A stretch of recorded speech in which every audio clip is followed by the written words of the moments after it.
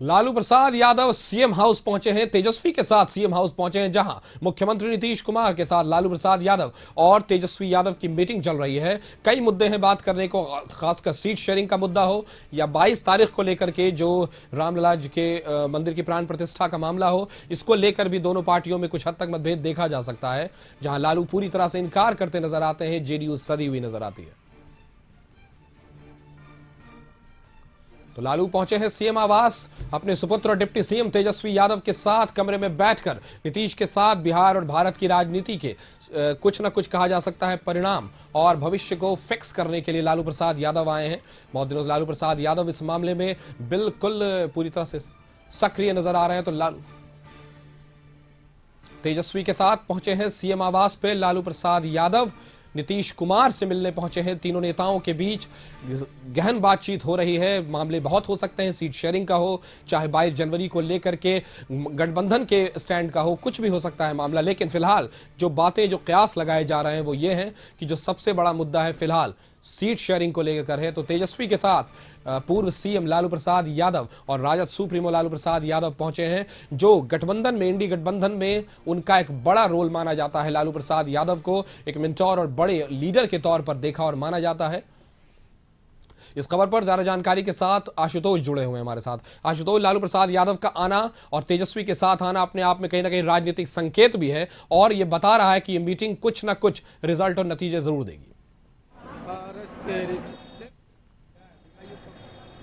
बिल्कुल जो तस्वीरें निकलकर सामने आ रही हैं, हालांकि राजनीतिक गलियारों में कयास पहले से लगाए जा रहे थे कि सब चीज ठीक ठाक नहीं चल रहा है, क्योंकि आपने देखा था कि 1 जनवरी को न तो लालू प्रसाद यादव से नीतीश कुमार की मुलाकात हुई थी, उस दिन राबड़ी देवी का जन्मदिन भी था और उस दिन भी नीतीश कुमार ने कोई बधाई नहीं दी थी। हम तस्वीर दिखा रहे हैं इस वक्त सीएम हाउस की, और स्वाभाविक तौर पर ये जो मुलाकात हो रही है ये इसलिए अहम है क्योंकि अभी ठीक 11:30 बजे बीजेपी विधानमंडल दल की बैठक बुलाई गई है। और ये अपने आप में एक और भी हैरानी करने वाली खबर है, क्योंकि जो जानकारी मिल रही है कि जेडीयू ने अपने विधायकों को 72 घंटे तक पटना में रुकने का निर्देश दिया है।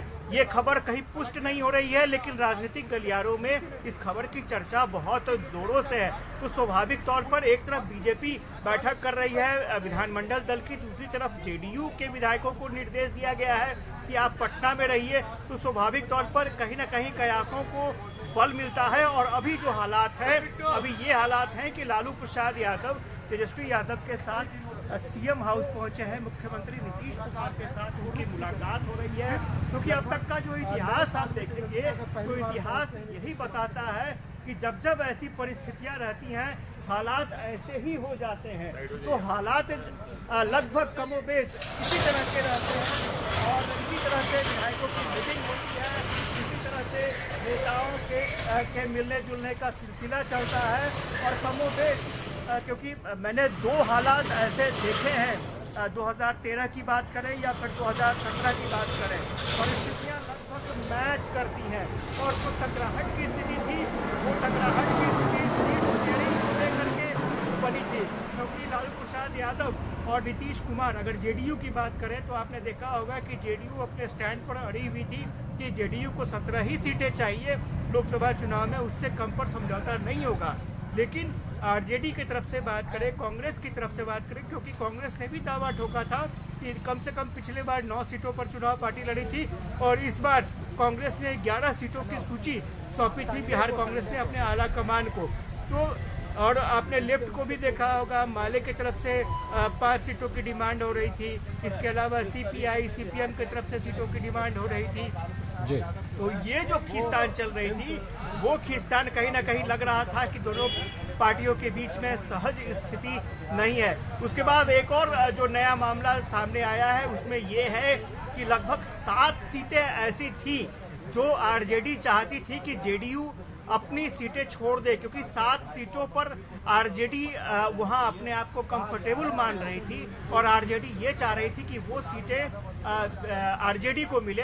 लेकिन जेडीयू का दावा था कि वो चूंकि सिटिंग सीट है इसलिए जेडीयू नहीं छोड़ेगी, और आरजेडी का ये कहना था कि जो आप सीटें जीतने का दावा कर रहे जी। हैं, वो आपने एनडीए के साथ चुनाव लड़ा था, इसलिए वो आप सीट जीत सके थे। इस सीट पर हमारी दावेदारी बनती है और सबसे ज्यादा हमारे विधायक है, 79 विधायक है, इसलिए ज्यादा सीटों पर चुनाव लड़ने का अधिकार हमारा बनता है। जबकि जेडीयू इस बात पर अड़ी थी कि हर हाल में हम लोग 16 सिटिंग सीट है, 17 सीटों पर हमने चुनाव लड़ा था, उसमें कहीं कॉम्प्रोमाइज नहीं हो सकता है। तो ये फिलहाल हाल फिलहाल में बहुत ज्यादा टकराहट की स्थिति दिख रही थी। और अगर आप 1 जनवरी से पहले चले जाएं तो कई ऐसे मौके हुए, आपने इन्वेस्टर्स मीट देखा था, अंतर्राष्ट्रीय स्तर का इन्वेस्टर्स मीट था और उसमें तेजस्वी यादव नहीं शामिल हुए थे। तो स्वाभाविक तौर पर उसी वक्त से हालात से अंदाजा लगाया जा रहा था कि बिल्कुल ही सहज स्थिति नहीं है। दूसरी चीज आप देखेंगे कि आरजेडी को इस बात का मलाल था कि जो भी कार्यक्रम हो रहे हैं, अगर आपने इन्वेस्टर्स मीट की बात करें या फिर शिक्षकों की नियुक्ति की बात करें, सारा क्रेडिट जेडीयू मुख्यमंत्री नीतीश कुमार ले रहे थे। माफ कीजिएगा, आरजेडी, जेडीयू और मुख्यमंत्री नीतीश कुमार ले रहे थे, लेकिन आरजेडी या फिर तेजस्वी यादव को कोई क्रेडिट नहीं मिल रहा था। पोस्टर्स में सिर्फ नीतीश कुमार ही छाए हुए थे। तो इस बात का भी मलाल आरजेडी नेताओं को था। गाहे बगाहे अगर आरजेडी के किसी भी विधायक से आप पूछ लेते तो वो खुश नहीं थे। उनका साफ तौर पर आरोप ये था कि सरकार में हमारी सुनी नहीं जाती, हमारे काम नहीं होते। तो स्वाभाविक तौर पर अंदर से बहुत खटास दिख रही थी, लेकिन ये खटास कहाँ तक जाएगी, ये एक सवाल है।